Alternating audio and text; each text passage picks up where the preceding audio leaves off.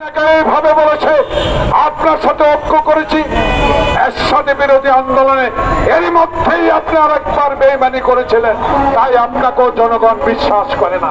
কারণ আপনি কার কন্যা, আপনি কার সন্তান?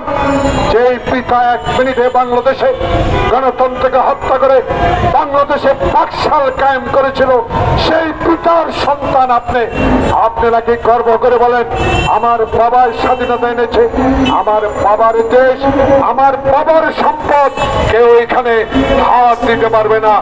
আল্লাহর কি রহমত, জনগণের কত দুর্দর্শ আন্দোলন, এই ছাত্র জনতার মুক্তের রক্তের বিনিময়ে আপনি বাংলাদেশে এখন নাই, আপনার অহংকার ভেঙে চুরমার হয়ে গিয়েছে।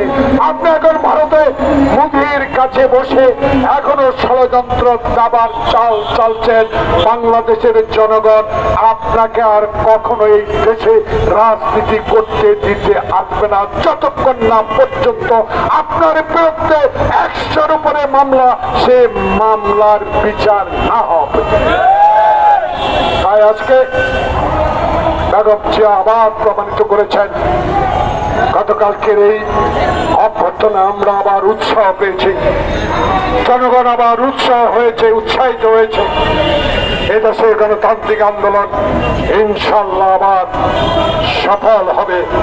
যারা 4000 উপরে বিএনপি নেতাকর্মী আত্মহত্যা দিয়েছেন, ছাত্র জনতার জুলাই আগস্টের বিপ্লবে যারা শত শত ছাত্র আত্মহত্যা দিয়েছেন, আপনাদের প্রতি আমাদের আশা, আপনাদের প্রতি আমাদের দোয়া থাকবে।